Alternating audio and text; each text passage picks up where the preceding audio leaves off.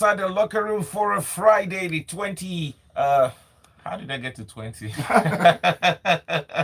Well, it's the 5th of August. I can't even wait to say the 25th. But it's okay. It's okay. I'm We putting understand. 20 days ahead. Perhaps because the Premier League has started. And before we get to the 25th, it will, begin to pick up. And Exactly. thank you very much. You heard the voice already. Ini is in the studio. Good Good morning. morning, Victor. I am really, really excited. I'm buzzing. I'm sure every football fan, I posted something on my social media platform this morning. I said the Premier League is the greatest thing on to happen to TV, and I'm not really going to get into any debate with anyone, but Right. tell me anything that has more viewership than the Premier League, That's and I'll right. probably stop watching the Premier League That's right. because That's right. That's it's right. incredible. So just looking forward to it. Lagos is already bubbling. It's Premier League weekend. Everyone is excited to see what's going to happen as the games begin today, right? Yeah. Okay, let's just give you a quick rundown what to expect on the show. First, my name is Purple. You can be part of the show today, sending messages to us on WhatsApp 0809 Sending your messages to us. Would love, love, love, love, love to read from you before the end of the show today. American basketball star sentenced to jail by Russian court. Commonwealth powerlifters disqualified. Nigeria's Oluwafemi Ayo claims gold in powerlifting. And the 2022-2023 Premier League kicks off. Napoli president sparks controversy with African players' comment. Now, Marcelo Ayaun declares for NFF presidency. We'll talk about it on the show today. Falcons cry out over unpaid WAFCON allowances. PSG signed Portuguese midfielder. I'll tell you the name soon enough. But let's get the show started.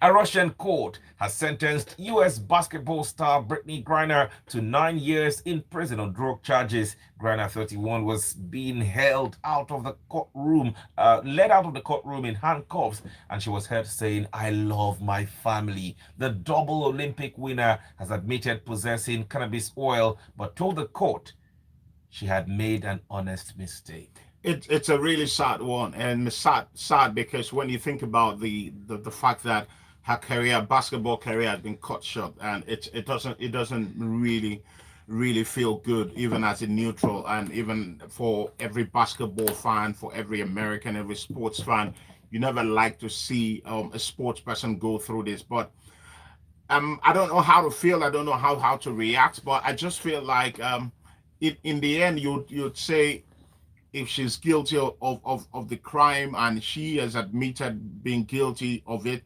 the law would always take its full course. And but it's just sad for the individual, sad for her family, sad for her club, sad for the NBA, sad for the sporting community. It's just really a sad one. I mean, how do you begin to, she's got a family, and she, like you rightfully read it out there, she talked about the fact that she really loves her family. She's been held for months now. It's been quite really tough being away from her family in Russia, in America, but she's been in Russia for a while now. So it's a really sad story, and I don't know where she goes from here.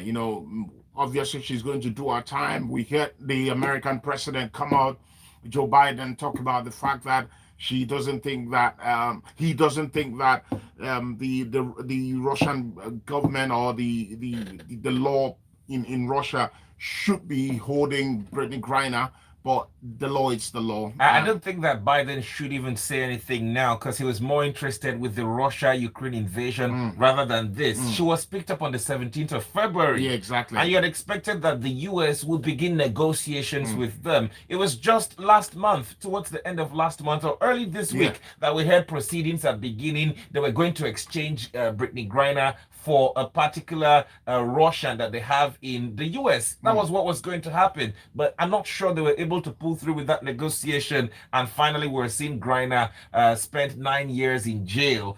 Sadly, it has happened. But the question would be, did she not know that cannabis and some of these other, hard drugs or whatever it is prohibited in Russia? Yes, I know it's cannabis oil that she was even picked up for. Do you get what I mean? But we know that Russians are very strict. Very strict. In fact, there are some offenses that is death in Russia. Yeah, and she talked about the fact that it was an honest mistake, and I'm trying to understand when she says it's an honest mistake. I'm trying to understand what exactly does she mean by honest mistake?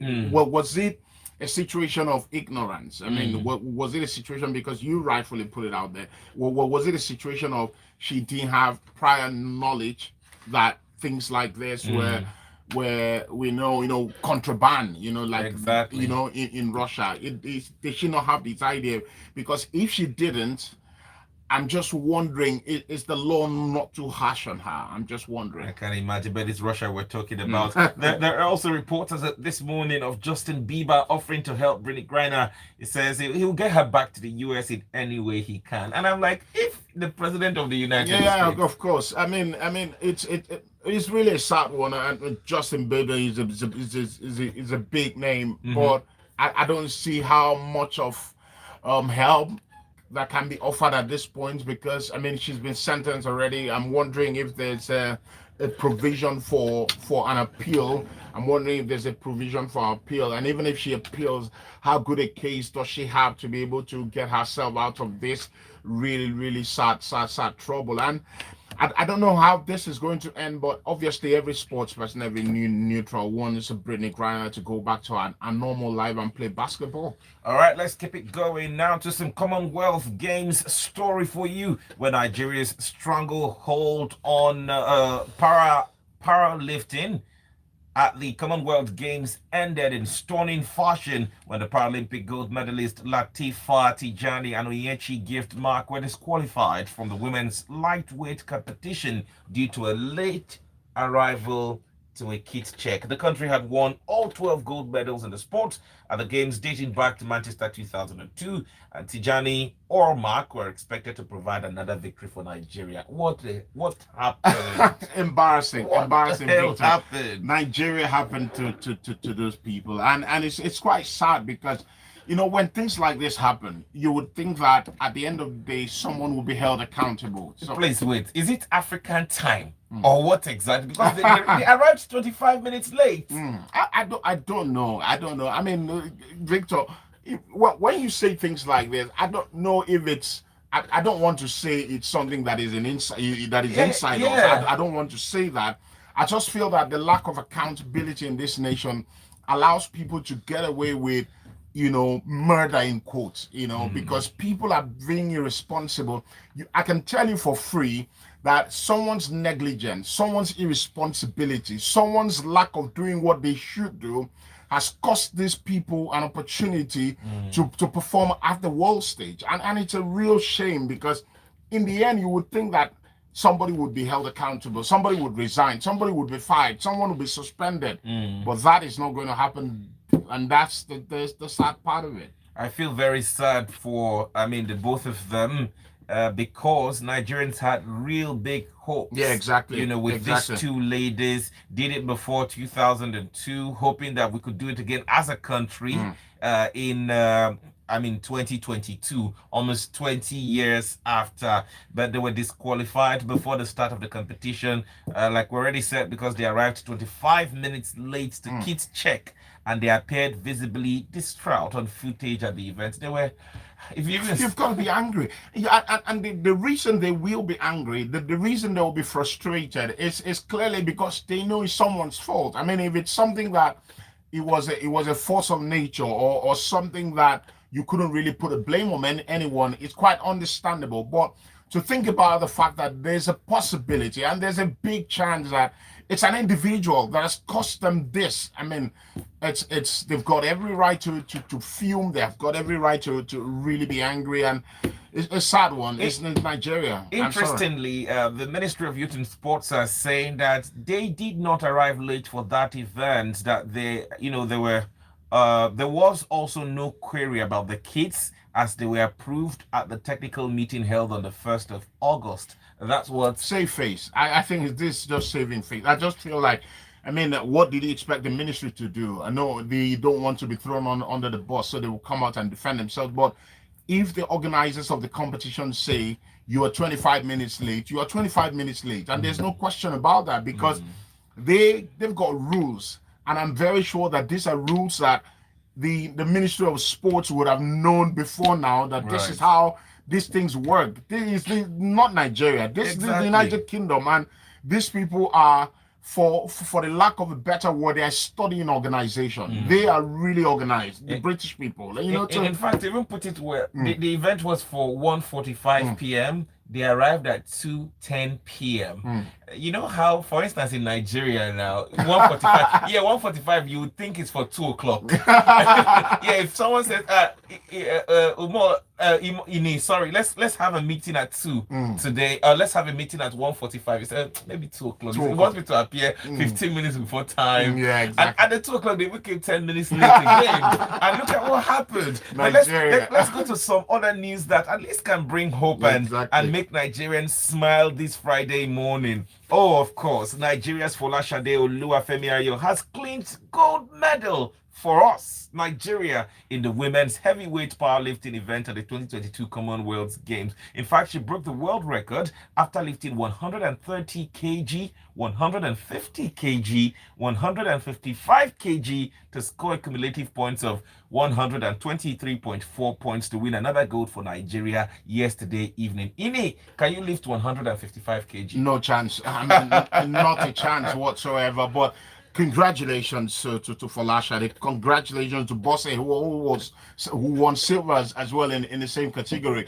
We're really excited about what Nigerians are doing at the Commonwealth, and we can't stop talking about it, because, you know, for all the the negative things happening in Nigeria, sports people just find the moral fiber. They all find the resources to be able to keep the Nigerian flag flying. I've had a couple of opportunities to see the national anthem of Nigeria being sung at the Commonwealth Games, and it's been absolutely incredible. It's been emotional just having that national anthem, reverberating around the Alexander Stadium in Birmingham. It's been absolutely fantastic, and I'm proud of these girls. I'm proud of the men and women of Nigeria who are putting out all the stops to make sure that the Nigerian flag is hoisted high and high at the Commonwealth Games. We're really proud of them, and we say keep it going.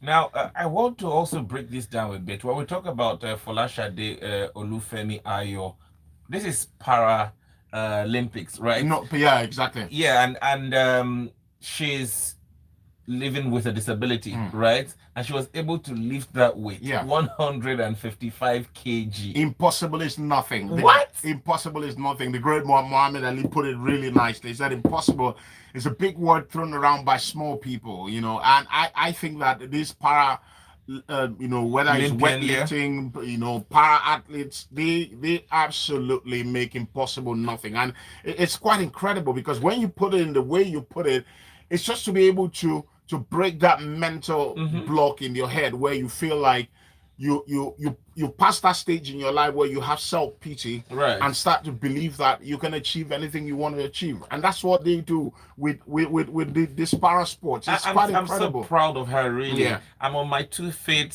I'm not sure how many kg I can lift, but let's not talk about myself. But let's look at the message from Ronson on WhatsApp, who's saying, since she's guilty, they should do the prisoner swap to save Griner.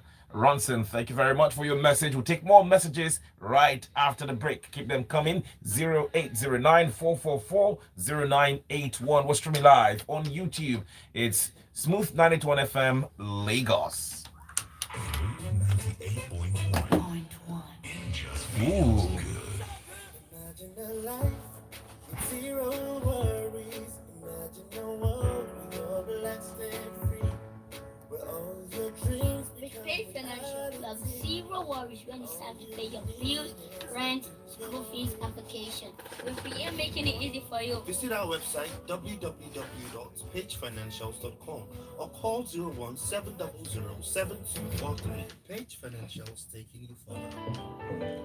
What is it? Every time you guys will be telling me, hey Charles, you like free things. Charles, you like free things. Free me. But I find you where they are giving free drinks. If there's free food, you'll be there. If they are sharing free funds, comrade, you're on the Premier League, we're talking about it next. Love good things. Spend some time on that one. delivery. It's the same you and I that are enjoying it. Is it only me? On every order above 1,999 naira, you'll Okay, so enjoy we free still have like delivery 5 in Lagos stories. and Ibadan. So shop on Jumia today. Jumia, your everyday Delivered. That was your number, right? Yes, yes, yes, yes. Because you didn't link your national identification number to your MTN number? Don't worry. If you already have your NIN, here are 5 ways to reconnect. 1. Dial *785#. 2. Text your national identification number NIN to 785. 3. Chat with Ziggy on WhatsApp number +234 9033 000001. 4. Visit my MTN NG app. Or 5. Visit www.mtn.ng. If you don't have a national identification number, just walk into any MTN store or NIMSI center near you, or visit the Yes, MTN yes, website yes. to book an appointment. What are we doing today? Introducing the Jobberman Starter Promo. Now you can post your entry-level jobs for free on Jobberman and hire young qualified candidates with ease. Also, you can post as many entry-level or internship opportunities as you want. There are no limits. Don't miss this opportunity to supercharge your workforce with the brightest minds. Visit www.jobberman.com/employers/entry-jobs now or call 081-3985-9999 to get started. Terms and conditions apply. Hey, what's going on, people? This is Uzi Quenda. You are now listening to Smooth Breakfast.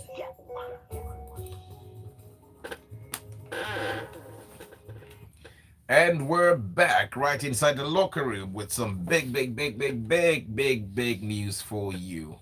Guess what? Premier League. It's kicking off and we're getting straight into it. What are expectations, Ini? Yeah, the expectations. I'm sure they of course, everyone expects it to be a barnstormer. Should be an absolutely terrific season. Should be a really successful one again. Because I talked about the organization of the British people, and I think without question the Premier League is the biggest, the greatest league in the world, and we're expecting it to be really fabulous. Liverpool, Man City go head-to-head again for the title. You know, and United, Arsenal, Chelsea, Spurs, potentially Newcastle would be thinking, let's get into European places. Aston Villa as well. A few clubs. Nottingham Forest haven't been in the Premier League for 22 years. They're back in the big time. Can they have enough in them to stay in the Premier League? Of course, you would think clubs like Fulham, you would think clubs like Bournemouth, who've come from the Championship, and looking forward to the league. And let's just see, I think the level of expectations from fans, from supporters, from neutrals would be, let's get the league going and let's see where it takes us. Now, you listening, send us a message on WhatsApp. Tell us your expectations of the Premier League. Just tell us your expectations, the new transfers, what you look forward to. Personally, Arsenal. Every time they start, they don't start strong, really. They don't start strong. You would see them sometimes number 17 on the table, and then they do the magic. They get to top 5 before the end of the Premier League. I think that's a very good point you raised, because Arsenal, they are slow burners. They don't quite fly out of the blocks as soon as the league start. But I'm sure that's something Mikel Arteta and the players will want to change, because they play the opening fixture tonight at Selhurst Park, and they want to damage the memories of what happened last season at that stadium, because they lost 3-0, and that contributed to them not playing in the Champions League this season. They want to start well. I'm sure they want to win. And for the life of me, I just feel like this is that season where Arteta has got to show his credentials, because the club have backed him. You know, Gabriel Jesus has been signed. They've signed really good players. Zinchenko is coming as well. Fabio Vieira, Marquinhos, not quite sure he plays this season. Maybe potentially might be going out on loan. But this is that season where Arteta has got to show that he is potentially the top manager that the media say he is, that the people the pro Arteta people say he is. So it's going to be an incredible season. Now, Arsenal Crystal Palace, 8 p.m. today. Yeah. Who's your money on? I probably think Arsenal. I think they played really well in preseason. They've had really good preseason. They've scored lots of goals. Scored 6 against Sevilla last week in the Emirates Cup. not the trophy Arsenal want to win, but at least it gives them, it puts them in good shape and momentum. And I think they would have far too much quality for Crystal Palace. Looking forward to seeing Gabriel Jesus make his debut for Arsenal. Looking forward to seeing Zinchenko. And of course, Crystal Palace, over 2 legs last season, got 4 points from Arsenal. And they're not a slouch by any stretch of the imagination. They're a really good side, a well-drilled side by Patrick Vieira, and they should be able to give Arsenal more than a run for their money. But I just fancy that in the end, Arsenal can sneak a 1-0, 2-1 win. Are there some clubs and players to look out for? Yeah, of course. This season, you've got to look out for Erling Haaland. You've got to look at, I mean, the City have gone and splashed the cash for a proper number 9, and I think he scores a lot of goals.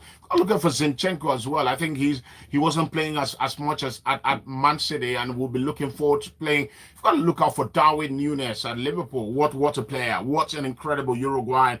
Potentially might have the kind of impact that Liverpool would expect him to have, the kind of impact that Luis Suarez had. If he has a quarter of that impact, they would be very pleased. So there are lots of players to look out for. I'm certainly looking out for Christian Eriksen at Manchester United, and because I feel he's an absolutely incredible player, and with time on the pitch, I think he will deliver.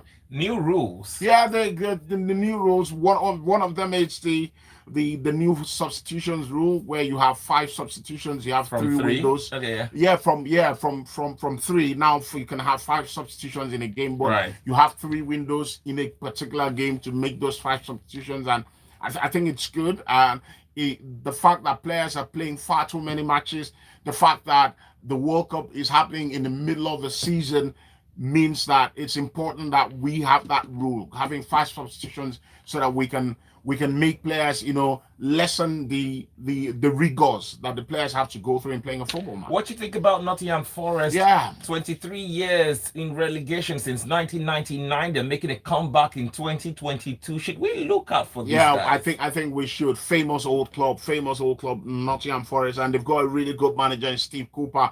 I'm not quite sure about why they made a lot of signings. I think they've made like 10, 12 signings, and that's almost ripping off the team and starting up a new one. And I'm never quite comfortable with that, because I just feel like when you're coming to the Premier League, what you need is you keep the spine of the team and make a few additions. But they've gone and they've gone and splashed the cash and signed up maybe 10, 12 players. And every day I'm opening my newspaper online, I'm seeing Nottingham Forest being linked with a player. They want to sign the entire Europe. But I just feel like if they can gel with Steve Cooper, if they can gel, I think they'll be good enough to stay in the league.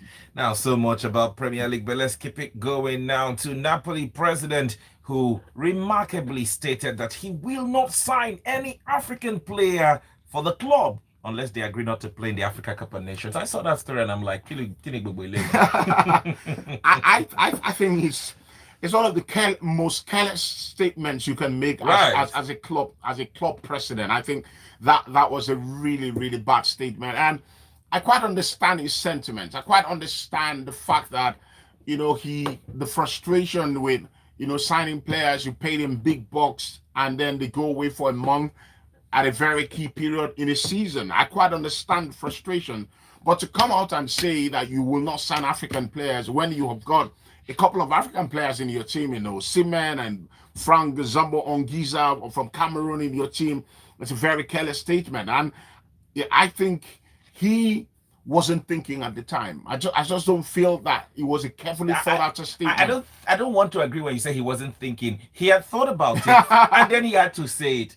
Sadly, Victor Osimhen wasn't allowed to, right? But I think the other Cameroon guy was allowed to play for his country. I saw a report like that. The Cameroon guy was allowed to play for his country, but Osimhen wasn't allowed to play. And then when he was questioned, he said, going forward, I'm not going to sign African players again.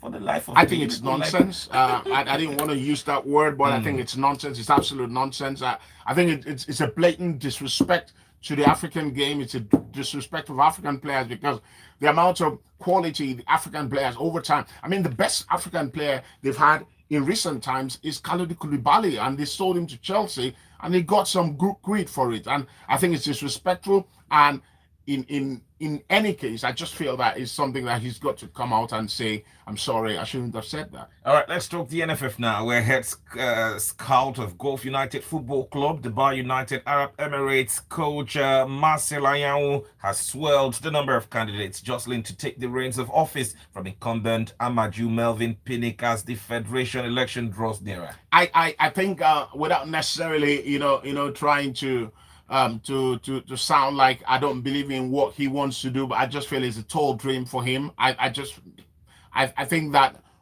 for you to be able to swim in the tide against the tide in Nigerian politics, I just feel like you should have a bit of structure. I'm not sure he's got that, and he's got a bit of experience, coaching, a bit of exposure out there in Dubai.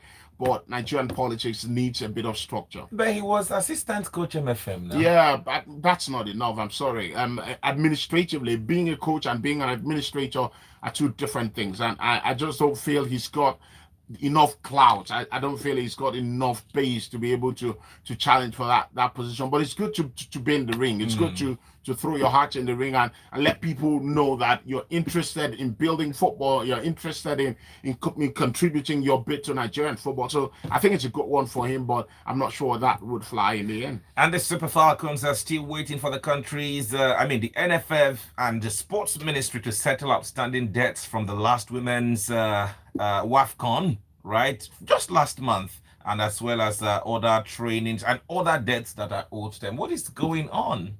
We talked about Barcelona on Wednesday and said, Barcelona are broke, and someone said they are broke, they are not poor. I'm not quite sure about the Nigeria Football Federation because I think they are broke and they are poor. I don't think they're generating enough. And at this point, I don't want to accuse anyone of mismanagement of funds, but I feel that it's totally embarrassing that year in, year out, the Super Falcons, Super Eagles players, coaches alike, a few days ago, Gernot Rohr came out and said the Nigeria Football Federation have to pay him tons of money they are owing him. But to all these Super Falcons players, these players that went to Morocco, they didn't quite end up on the podium. They didn't quite end up with any medal. But these girls went out there and showed that they had nerves of steel, fought for the nation. To owe them, they're even going to the World Cup. To owe them, it's an absolute travesty. It's unpardonable. I don't know how the Nigeria Football Federation president sleeps knowing that these girls are being owed money. And it's quite embarrassing. $10,000 each of them. $10,000. It's quite sad, and I just don't like talking about it because I stand to be corrected, right? But I don't think that they owe the male folks as much as they do the female. They won't try. Almost all the time we hear that they're owing these females. They won't try. You know why they won't try? Because they will probably get into the pitch and play themselves. Because those players are not going to play.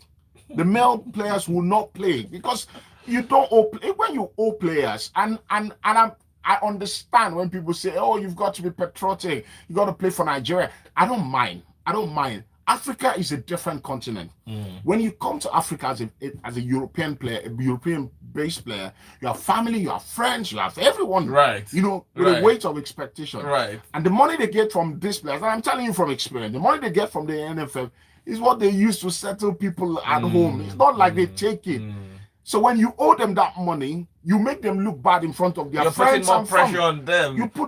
So they don't play. I get it. So you've got to pay them.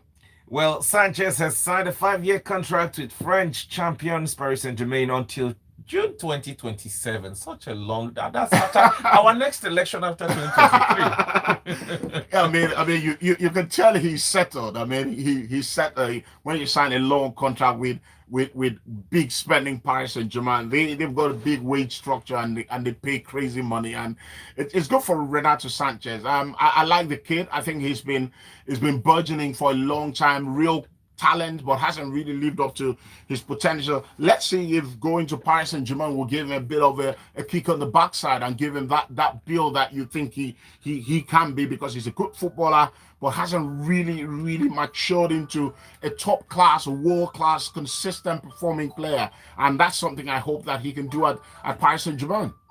All right. Let's look at your messages right before we go. Ronson in again. African time caused the debacle last night.